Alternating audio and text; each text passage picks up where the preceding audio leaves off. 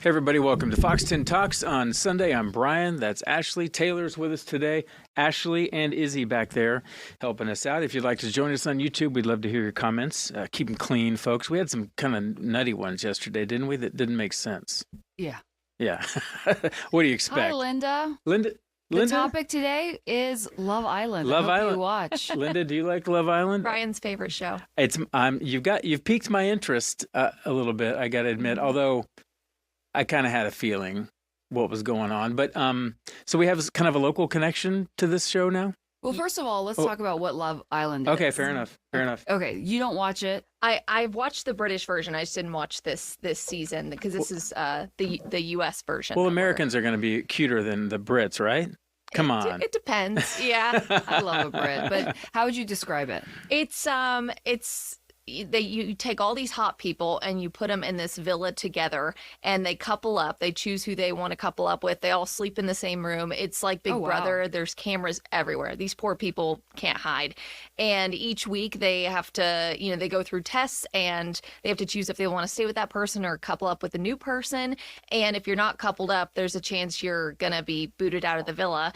But what gets worse, they basically just torture these poor people for a few months because every now and then, when everything seems great and everyone seems happy, they bring in what they call bombshells, which are usually some of the hottest cast members. And this random new person will walk in and, the guy you're with can decide, oh, I want to couple with her. And then you're done. I hate this concept. I hate this. I would never go on that show. America can also choose to vote people off at certain times, so you just never know what kind of curveball they're going to throw at people. It gives me anxiety already, but you said it helps you feel better about life. It makes me feel good about my life because, it's kind of like watching a horror movie. You're like, I'm just really glad that is not happening to me. What's happening to me. It makes you feel like whatever stress you're going through, at least I'm not being watched 24/7 in the villa.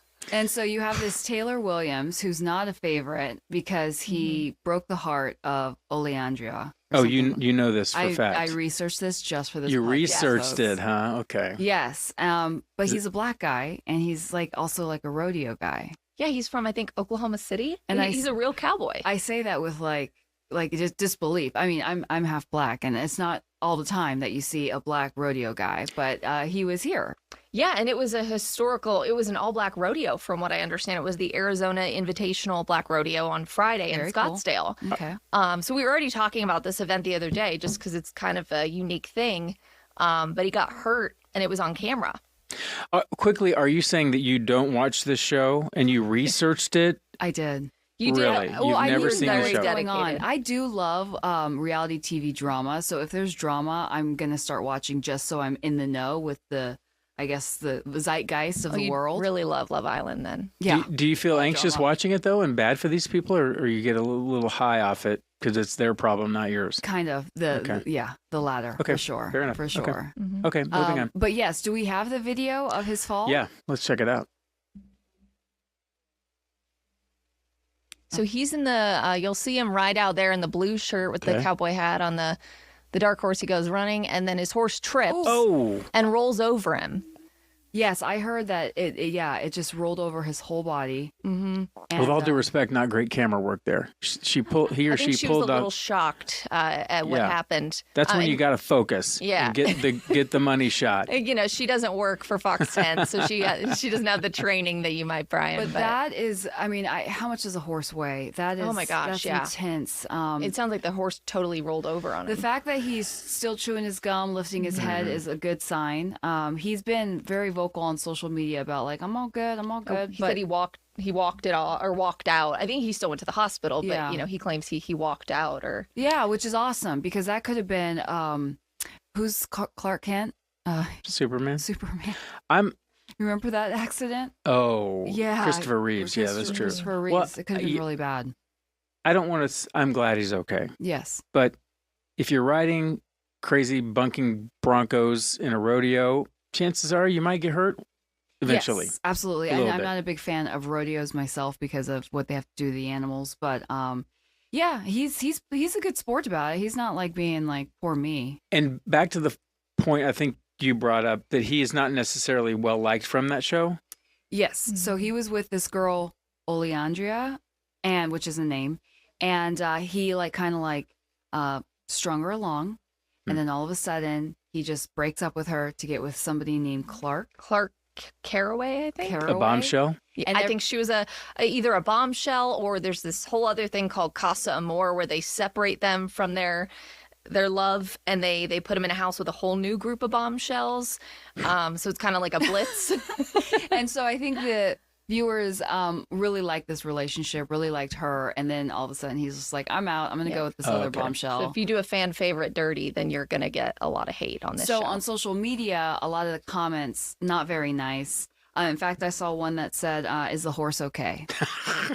I mean, to be honest, I was worried about because the horse took a big tumble too. But I think the horse seemed to get up and be okay. Yeah, and then other people were just like, wishing hate on a reality TV star is wild. So is there something called Temptation Island? Yes, I think so. Okay, because this seems like temptation. That word should be in there. It's the entire show is temptation. But yeah, temptation's different because you don't really have that much invested in that original person. It's not like you've been with them for years, right? I'm asking. No, they're all just dumped together on the island. Yeah, one season. And Ashlie says reality TV is so fun to watch because you're able to judge and experience lame emotions over something that doesn't really hold any true meaning. So Great true. Stress reliever. Mm-hmm. Okay, I really am weighing the option here of whether I think it's going to help my mental health or hurt it. It might help, especially as you are foraying into the dating world and you can kind of compare your experiences to others. Like at least the person that I'm going out with isn't as bad. Exactly. As Taylor Williams. At least I don't have to worry about a bombshell walking in if things are going well for me. But don't we though? I mean, come not on. In that We've had scenario. maybe not that in your face. Sharing the same room in a bikini all Not day. that much in your face. That's right. But basically that's what's going on the online dating world. In one way or another, right? A little bit. Yeah. Love Island's just a very heightened version of that. Yeah. No, it's not a just a picture. It's them right there. And you're like literally swiping in real life, pushing them out of the way in real life. This is what, Netflix? Or one of the Hulu? I think it's on Hulu. You seem very You're playing bashful over there like you don't know still. No, I really? don't. Okay. I don't. No, I will say it's scarily addictive. Like that's why I don't watch most seasons. I've seen a couple because once you start, there's also like 80 episodes, I swear. Like there's a new episode out every night. And what I personally like about it too, it's just going to sound silly, but shows like The Bachelor, they film so far in advance and they're so heavily edited and they trick you with all this stuff. Love Island's pretty real time. I think the episodes come out really soon after things have been filmed. So in my opinion, it's a lot more authentic. I mean, the people there don't always have the most they're not always the most genuine people. Yeah. But there's not a lot of fancy editing to mislead you. You can kind of tell what's going to happen. So who wins in this? How do you win? So it gets down to the last few couples that have stayed together. And I'm trying to remember, do the people, I think the people vote. And so it's funny. There's usually the couple that's been together since like day one that hasn't wavered. Right. But then I feel like the couple that wins is usually like the dark horse couple that like wasn't together right away but has the coolest story. Maybe, enemies to lovers trope or something like that. Like they weren't together right away, but they're the ones with like the best. Maybe the girl was done dirty and this new guy comes in and sweeps her off her feet or something like that. So they kind of have to capture the hearts of America to win usually. But I think from what I remember, people vote. So you can't be a total jerk because you still have to be in the favor of the people if you want to win. Because if you win, you get $100,000. But the real prize, in my opinion, is fame. Oh, that's why you're going on the show, and that's why we're talking about Taylor Williams. Yeah. So, and Ashlie says it's the same formula every time. Eat it up every time. Mm-hmm. Do we know, like with The Bachelor and The Bachelorette, we kind of know what happens after, whether they stay together, usually they don't. Do we know yet whether these people actually were in love, or is it too soon to know? It's too soon. I know the Clark that he left with, they're still together as of right now. Okay. But yeah, it's not been that long. Until the next bombshell walks in the bar. Yeah. So let me just say, not from the South, from San Diego, I have never seen like black people in cowboy hats. So this is a big wake up call to have this much in Arizona. And Black Rodeo, that's awesome. My event that I went to yesterday, it's called the Art of Fast and Fashion. A lot of Black folks in cowboy hats. It's a thing in Arizona. It's kind of cool to Well, see. you could go to Oklahoma too, a little more if you'd like. Maybe that's where he's from, right? Oh yeah, You know? yeah, where there's cowboys. Cowboys for real everywhere. I always just visioned white guys. like It's true. I went to school in Texas. I never saw anything like a black rodeo. So that is really What unique. part of Texas?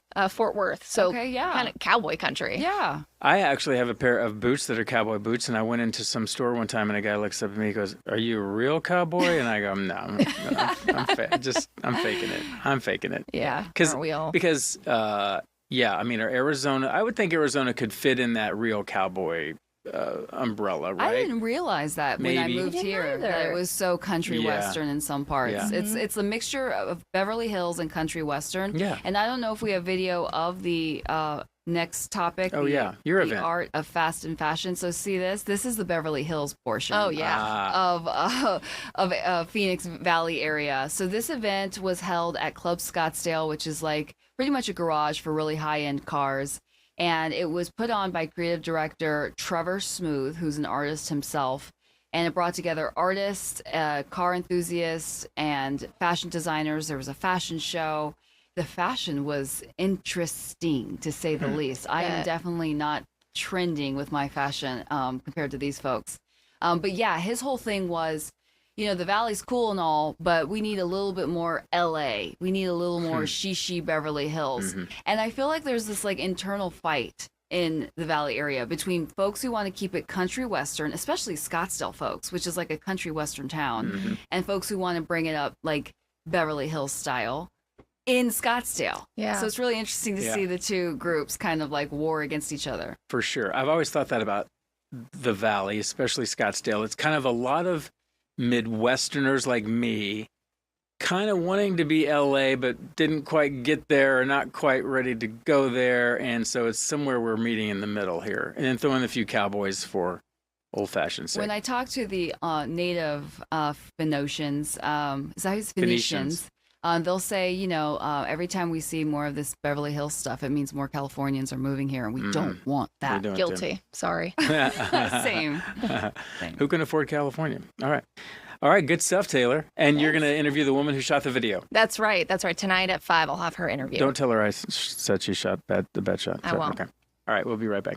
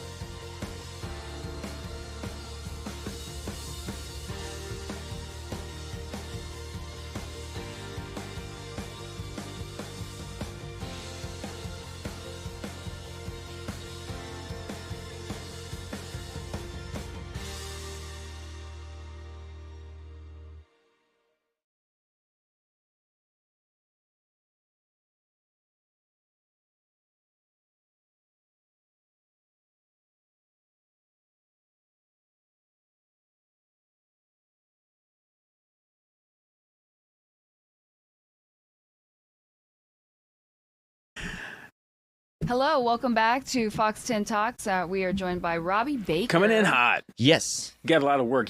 I went into the sports office. He's just buried into his work You on sure? the Because computer. he looks like he just got off the golf course. I didn't know big I was facade. what do they call like on a talk show when the guest cancels? I'm like the replacement. I didn't know.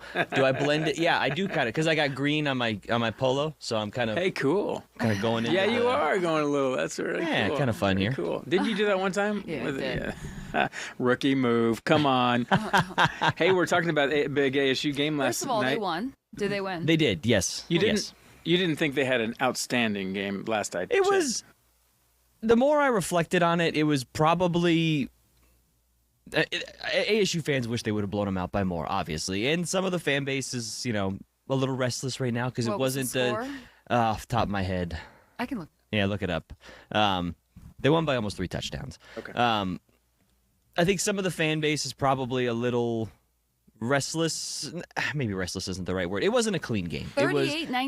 There That you go. sounds really good to me. It was good. It was good. They were, I think, 28-point favorites in different spots. So, NAU's D2 too. and NAU's a D2 school, a very good D2 school. They're nationally Fair ranked at their level, but it should have been, as it was, lopsided in ASU's favor. ASU committed 12 penalties for over 100 yards. That's very uncharacteristic. Defensively, they weren't as locked in as maybe people would have thought. But give credit to NAU, as Kenny Dillingham did after the game, that NAU came in and played an A-plus game that ASU. Kenny admitted after the game he felt like NAU's coaching staff outcoached ASU's last night. They came in with a really good game plan. I think that in totality, it maybe is a good thing for ASU to kind of get a little bit of a wake-up call at this point in the season, because now, at the first game of the season, because now Kenny can go to the guys and say, hey, we had a whole offseason where everyone said your stuff didn't stink. You're the reigning champs. You're picked to go back to, the playoff again, and you guys came out and committed all these penalties. It was kind of sloppy. Kenny can use this as motivation, I think. Can I ask about sorry to interrupt, the penalties real quick? Doesn't that often go back to the blame goes to the coaching staff? I think it's more than anything just because it's the first game. Okay. It's this is why you play. No offense to NAU. Yeah. This is why you play NAU in this game, because you can play. I think Sam Levitt said afterward he would grade it as like a C+ performance from the team, and they still doubled up NAU. That's why. And as I said in Fox 10 Talks on Friday. There was a lot of big games in week 1 of college football this year. Alabama, Florida State, Miami, and Notre Dame are playing right now. Texas and Ohio State, the big noon kickoff game yesterday. We rarely see those powerhouses play each other in week 1 because it's the first week. Gotcha. Guys are knocking the rust off still. There's no preseason in college. It's just fall camp, and then they play games. And I want to give a shout out to Richman1. What's up? We are talking about what happened last night. If you were watching ASU's game against NAU on ESPN Plus, ouch, that sucks. If you watch here, let me. Can you cue up my camera here? I'll show you what you saw if you were watching on ESPN. So this is Reenactment. Boom. Really? Black nothingness, huh? Yeah. What happened? yeah, that was about what you saw. That was what I saw on The whole stream game. last night. The whole game, or did it happen through? Oh, here you go. This is technical difficulties. Various people saw different things on the stream last night. I was there. We were live in the 5 o'clock, and then I stayed through the first quarter. Yep, this is. Oh man! Can't you tell that that's Sam Levitt scoring a touchdown right there? It's beautiful. And this game was so hyped. ASU fans were so ticked off. And that was the only way you could see it if you weren't It there. was only streaming. Yeah, you had to be there. Now, I will say, sellout crowd, over 56,000, I think they announced attendance. They broke the record for student attendance in a game last night, over 14,000 students in attendance last night. But yeah, the stream basically so I left after the first quarter because I had to come back here to anchor the late news with you guys. And when I got back to the office around halftime, I thought something was wrong with our recording. Yeah. It was just a black screen, and I was going to the different computers, and then you go on Twitter and everybody's complaining. It unfortunately is the world we live in. Some of these games end up on these streaming services. I have a feeling if you're an ASU fan, I can't guarantee this because they haven't announced the TV selections yet for the whole season. I highly doubt ASU is going to be in a position where they are on only streaming the rest of the season. It's the first week of the year. yes, ASU is the 11th ranked team in the country, but there's only so many games that obviously can be on ESPN, ESPN2 and stuff. There were other marquee matchups yesterday. That's how this happened to ASU. I do not anticipate that being something that happens in the future. Let me ask what you think of Graham Rossini's tweet. He put out a tweet. I don't know if we have that, but he said, "Hey guys, fully aware that the live stream is out. Very sorry for this. Rest assured, we are in touch with the Big 12 and ESPN on this issue. We have to be better for our fans and our program. I do apologize." So is he blaming ESPN too? I Or think ESPN Plus? I think he's more just letting people know, because when stuff like this happens, I think people do what I did. You go to Twitter or you go to Google or whatever, and you're like, is it my computer or what's going on here? And when everybody's having the same problem, and of course, as the athletic director, I'm sure his mentions, if you will, were getting blown up, as the kids say. So I think more than anything, he was letting people know, hey, this isn't just this is not a solo situation. We're in contact with people to try to figure this out. The thing I was surprised by, it sounds like it was a whole ESPN. It wasn't just the ASU game. If there was a game on ESPN Plus last night, somehow it got messed up. That's interesting. 'Cause So it looked to me like could have been just one bad wire somewhere. Yeah, that's what I thought. And then I clicked around some of the other games, and some of them were in black. Some of them just said technical difficulties. So ESPN, that's some outage last night somewhere. It was a bummer because it wiped out the whole second half of the ASU broadcast. But if you're an ASU fan, they were winning when the broadcast feed went out. They were winning when it came back at the end. So you're missing touchdowns, but it wasn't like it was a dramatic game or anything. Gotcha. True. What are you working on today? Well, tonight we'll be doing obviously a lot of ASU recap from the first game. And then we got the ASU All Access again tonight at 11 o'clock, our half-hour ASU sports show. We're going to be talking Sun Devil volleyball with their head coach, J.J. Van Niel. The Sun Devils playing on Fox 10 right now against the reigning champs, Penn State, and they are beating Penn State right now, 2-1. So that would be, if they can win this next set and win the match, that would be a pretty monumental upset for the ASU volleyball program. So that would be big stuff. When Cardinals season starts, then do you do All Access on Saturday nights? I'm trying to remember. All Access will stay at 11 o'clock on Sundays all the way through football, the ASU football season. Sunday. Then it moves to Friday nights because they won't have the coaches show anymore with Kenny. Because right now, Friday nights, we do Sparky's Den with Coach Dillingham. Gotcha. Do you guys ever take an adversarial role when you're talking to him? Like, come on, guys, the defense was bad, penalties were high. No, I want Kenny to like me. I want to be, Okay. Okay. Well, that is a tricky situation to be in. You got to talk to him every week, right? Yeah. No, I'm joking. Kenny's great, and Because I know the boosters want the same kind of results this year. It's all how you last year. ask it. Probably. Yes, yeah, and the great thing about Kenny is after being around him now for 3 years, is you kind of know how to ask him questions, I guess, in a sense. Like, I guess an example is leading up to this game, obviously the ASU NAU game, ASU was heavy favorites. They had the whole offseason of hype and everything, so I think it was the Thursday practice. It was the last time we were going to get a chance to talk with Coach before the game, and I asked him something along the lines of, it's this first game. How do you balance? You're going to an SEC school in week 2. How do you balance maybe opening up the playbook? Do you just kind of make it vanilla week 1 because it's kind of like a preseason game? And he just kind of went on I wouldn't say went off, but he went on a tangent of hey, every week it's 100 miles an hour. I tell my guys, we're not holding anything back. We're putting everything on tape. And Blake Neiman, who also does a great job covering ASU with me back there, we always joke there's 1 or 2 questions a day that elicit the gold Kenny response. Yeah.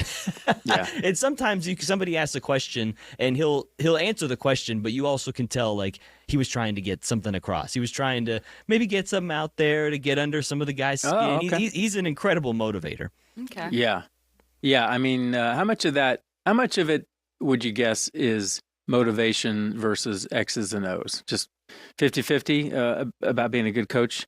Honestly, in college, it's maybe, I don't know. Because he has assistant coaches who can do the X's and O's. Of course, right? Yeah. In college, especially with NIL and everything nowadays, I would probably almost say 70-30. Really? Okay. In terms of motivating, connecting with the guys, getting them to believe. You hear people talk about culture so much, but I think in college football, that is the culture is the premium. I mean, if what they did last year, what they were able to build, and if they can sustain that now and keep winning in the way that they did last year, the X's and O's. I mean, Kenny has said this before too. There's only so many ways you can scheme a game plan. Yeah. It's getting guys to believe in what you're doing and for them to want to run through the brick wall day after day after day. Yeah. That's what Kenny has done such a great job with. Speaking of brick wall, how was the temperature yesterday? How were the football players faring? Honestly, it wasn't bad. I mean, it was, not.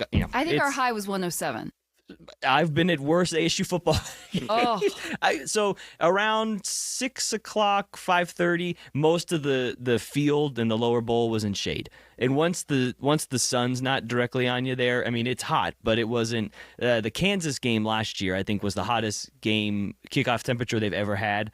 It was like 112 or something field level. It was brutal. Would they ever call off a game for heat? I don't think they had. Not that I can remember. That is crazy. Yeah, not that I can remember. You're like a warrior out there if you're a football player. Oh, I thought you were saying me. I was going to say, I'm in the air-conditioned press box. I am no warrior. I mean, cookies. And they feed you too, right? Yeah, I'm getting cookies and some soda and stuff. Brad Gass and Blake shooting the game. They're the warriors now. Okay, gotcha. So, and the Cards next week? Next Sunday? Next Sunday, yep. Okay, early kickoff at New Orleans, taking on the Saints. Yeah. Are they any good? Saints, we think? The Cardinals should win that game. Really? They should win that so game. It'd be a good test out of the bat. Yeah, it should. The Saints are still kind of rebuilding. They're rolling out Spencer Rattler, the former Pinnacle High School local star, as their quarterback. He played a little last year, kind of a mixed bag. He'll be the starter week 1 this year. The Cardinals, I mean, just calling it what it is. The Cardinals are a more talented team, more talented quarterback with Kyler Murray. They should beat the Saints week 1. If they don't, I think that says more about the Cardinals than it does the Saints. But we'll see what happens when this thing kicks off next week. And then Aaron Rodgers, Steelers? Why is he still playing? He's 100 years old. Yeah, he's just, I thought he did horrible doing his thing for New York. I mean, he got hurt. He tore his ACL, and then the last season was not great. Yeah. So now it's the redemption arc now. Okay. It's the Aaron Rodgers redemption arc. Because didn't he get hurt like the first game last season? It was like the 2 years ago. It was like the second play. Yeah, he went to roll out and just ripped his Achilles. And he's won how many Super Bowls? One. Just one. Okay. The Packers beat the Steelers. So now he's coming back to make it right for the Steelers fans. All right. Well, thank you, Robbie. Thanks, Robbie. Good stuff. And thanks everybody for tuning in. Ashlie says, so the record was broken for student section, right? How did they even fit in there? There was over 14,500 students, I think. So, yeah. And hi, Melinda. Yeah. Good afternoon. Thanks, everyone, for watching. We'll see you here next weekend. Have a great one.